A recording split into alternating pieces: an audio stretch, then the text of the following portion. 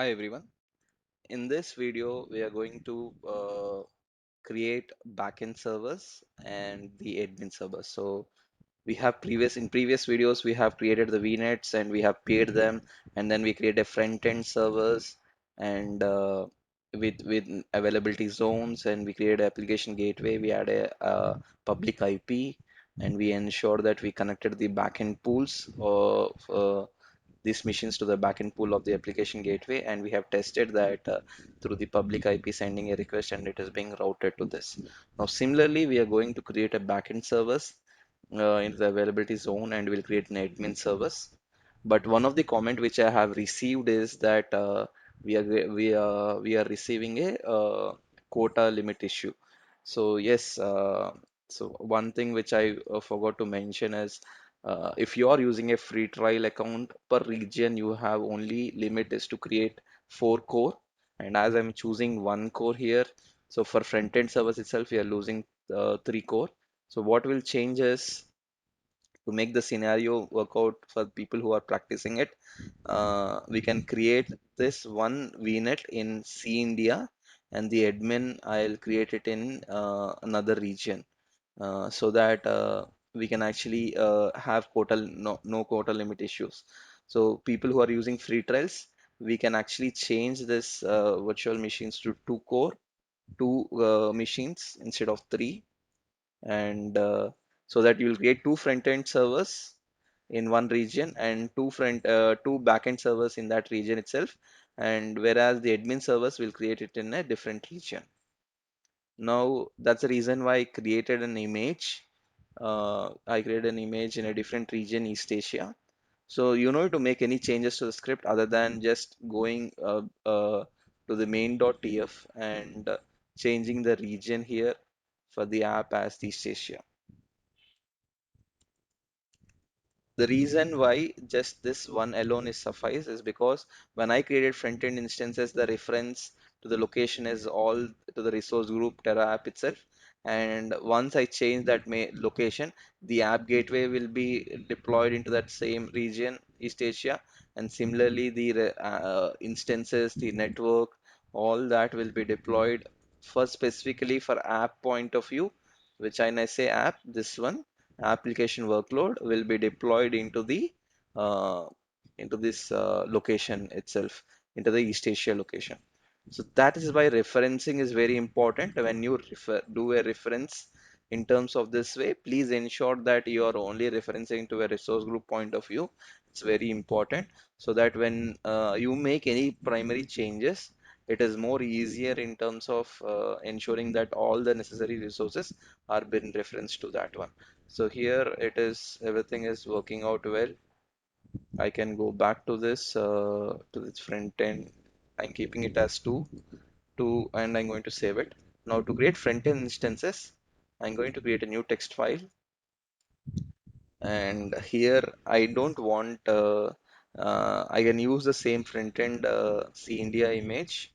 I'll leave it as it is, and I'll change for the backend.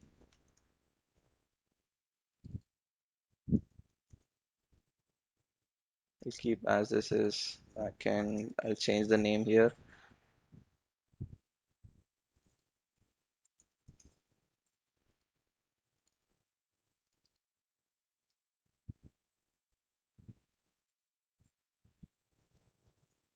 and I'll change the name here. I'll change the name here. Change the name here. It is app subnet, so I can actually go and look at subnet. Is it been referenced correctly or not? So it is Terra hyphen app subnet backend. So this is good, and the backend I'm just creating. This is good, and it is Terra app backend. This is great, and the data which I'm referencing is backend. So this is also good,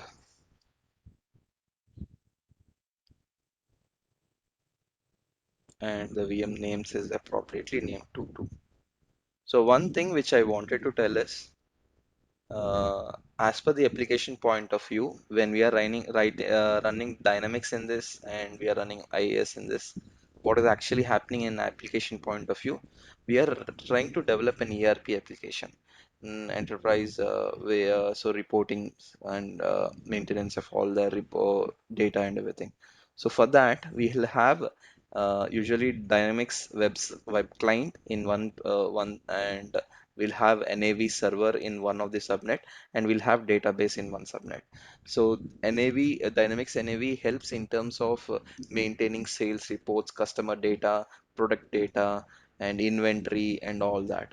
So for that, organizations like many of the industries maintain ERP tools. So this is widely used one. So their infrastructure will be, if they are hosting it in cloud, this is how it would be. They will have a subnet which is having web client specifically running, which is nothing but here Microsoft IaaS, and similarly they'll have NAV Dynamics application server running, which will hold the primary application of the sales and everything, sales data, the sales and everything. The data where it has to restore, that will be stored in the servers. So there will be a database specifically for NAV. So we can configure everything in one server, this entire IaaS and the NAV server and the database, or in usually in organizations they configure it everything in different servers. So when you actually refer to any other videos in terms of Dynamics, what they do is in one specific machine itself, they configure this web client and NAV server and database.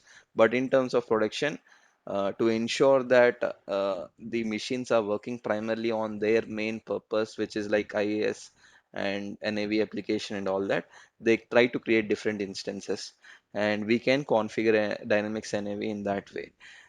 So this is one way of looking at this application. Now, why do I still not installing NAV at this point of time? We need to have a disk and software to it, and at this point of time, I don't have it. And as we are primarily focusing on how to develop an application and everything, I can create a Windows server, but once I create the backend servers, I'm going to configure an load balancer. I wanted to see when I'm getting, routing a request, I'm sending a request to load balancer, it is routing to this. So I'm choosing the same IS so that when I check whether the sending request to a load balancer, if I'm receiving to this machine or not, for that I'm just keeping it as IAS only, and leaving the backend as it is. So I'm going to save this at this point of time,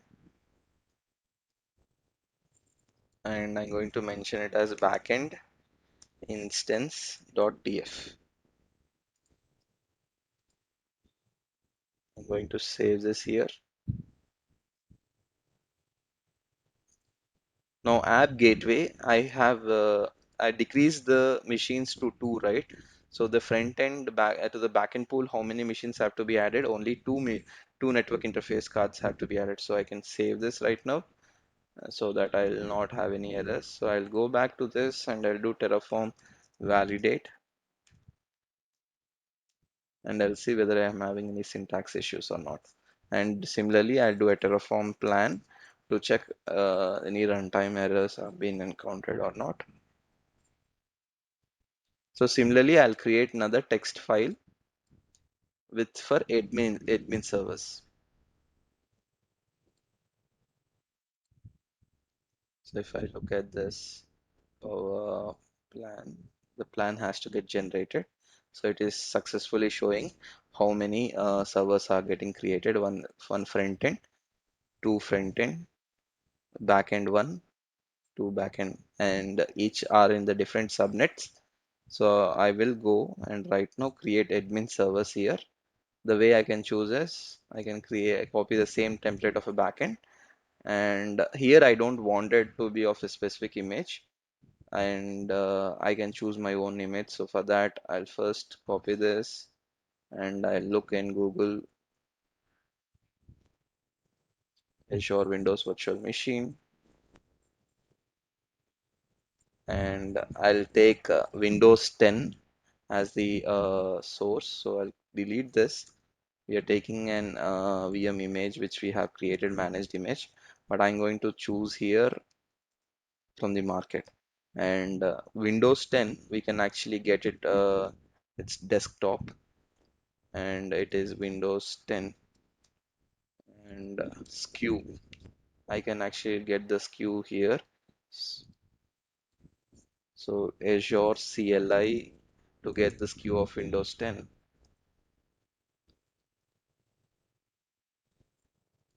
How do I find images? So if I look at list of publishers, so if you see the publisher I mentioned is Windows, Microsoft Windows Desktop. So if I say for Central India,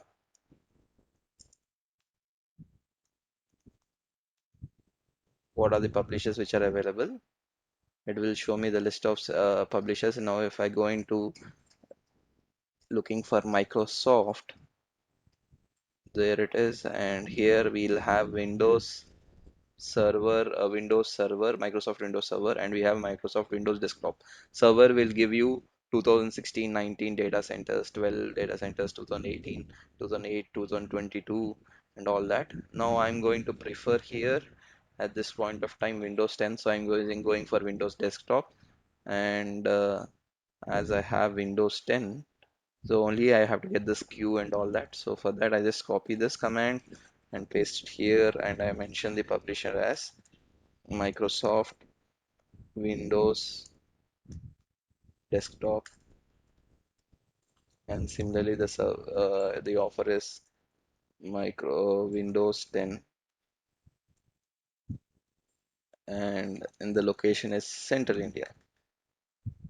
So mostly all the publishers and offers will be in the same location. Some will be changing. Now, if you see for Windows 10, these are the offers they have, and I'm going to prefer 20H1 Pro, and I'll take the latest version. You can ask for latest version also if you wanted to look for it.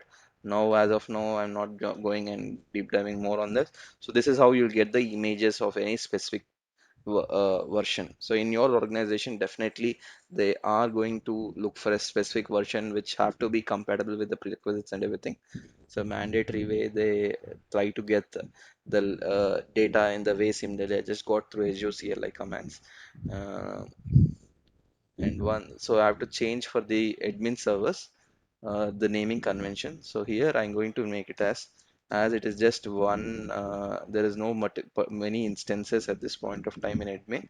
I'm going to leave it as Terra admin, and I'm going to mention this as admin here, uh, and this one as admin. So let me copy this admin here, and this is good. This is Terra admin, and the interface is Terra admin, and similarly here the admin.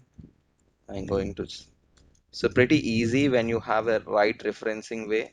So if you see, it's the ease of I am trying to convert the conventions. So the for the admin, the subnet is Terra admin, subnet admin. So I'm going to copy the same thing here. Terra admin, subnet admin, and Nick's everything is good. This is good. So this is going to be created. The admin is going to be created in the central India. The rest will be created in there. So I'll save this. I'll do a final evaluation, and I'm going to save this as admin instance.tf.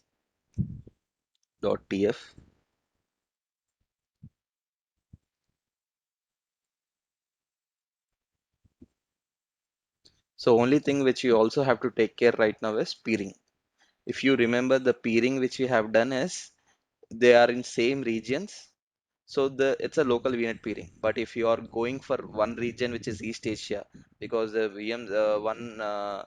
one VNet is getting created in the East Asia and the one VNet is getting created in the Central India.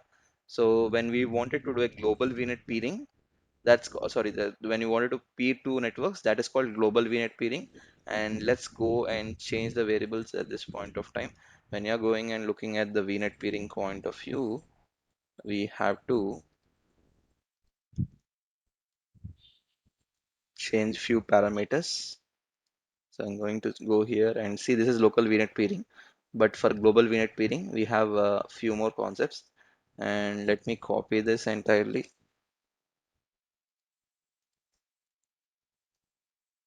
So what did they do in the example point of view? Instead of mentioning two names in this way, they used the count. So automatically count will help in terms of referencing it into referencing in this way. So Terraform obviously will think this is a different one and this one because of this extra thing added because of count. Here, I'm not going to change anything. I'm just going to copy. These extra parameters are needed for global VNet peering. If you see, allow gateway transmit to be set for false for global VNet peering. So I'm going to add the same here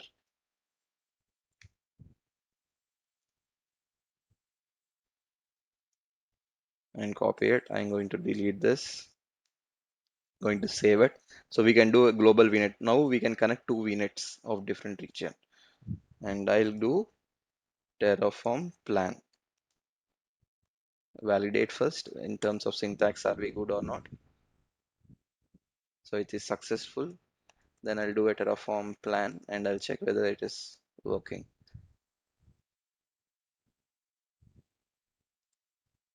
So it should give me two admin instances. It should give me two front-end instances. It should give me two backend instances. So when this plan runs, we'll go and check. There's one front-end instance, there's one second front-end instance, and one backend instance, second backend instance, one admin instance, second admin instance. And the peering has been worked for both the networks, admin and app networks. And then we have two virtual networks which were being created. So everything is going in good way. So one is located in Central India and the one is in East Asia. As my why did I choose that way? If you remember, I use the front end instance as East Asia. So I can wherever the image is, that is where the VM can be created. So the front end machines, I'm taking this image. So I wanted the it to be in East Asia, the application. So that's the only change, guys. Just remember it.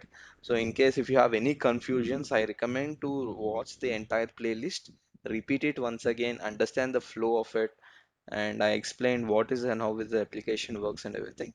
So in the next video, we'll going to create a load balancer. But anyways, let me do a Terraform apply and auto. I'll do an auto approve to check whether deploying it because I can get deployment errors also. I just wanted to confirm the deployment is successful or not. So it takes 10 minutes for the deployment to complete. So let's wait for the deployment to be succeeded. Thank you. So I'm pausing the recording. So we could see that the deployment got completed. It took around uh, 10 minutes for the deployment to complete. And if I look at the resources, I have admin C India, apps India, and I have two VNets. One is in East Asia, one is in Central India. The app is in East Asia. So if I look at the location point of view, we could actually see that the admins, entire admin related one are in the Central India admin, and in East Asia we have the app workloads, and here the app was actually the VMs were in that East Asia region. So I can actually go into this app gateway PIP, or I can actually look at the application gateway. And if I send any request for this front end configuration, and I'm routing it to the front end servers of this. So similar to the backend, I didn't configure any public IP at this point of time. So once I create a load balancer in the internal load balancer through admin servers, I'll send a request internally and I'll configure that. So in the next coming videos, we are going to create a internal load balancer and we are going to check. And one more thing which I have forgot to mention is if you see while the deployment is complete is going on, The front end, back end machines, everything are being created in one go. And this is not a recommended way of doing creating simultaneously. Terraform creates a parallel deployment unless there is no dependency on it. So admin instances, backend instances, they didn't have any dependency to be created along with each. Uh, they didn't have any dependencies to be created. So here that's why they created simultaneously. But what I'm going to do is uh, before the front-end instances or back-end instances to be created, I want admin instances to be created. So for that, I'm going to choose an parameter called depends on, and depends on will make things more appropriate. So for that, I have to go and give the reference here and mentioning that Terra admin. So once this is completed, then only the front-end instance will be completed.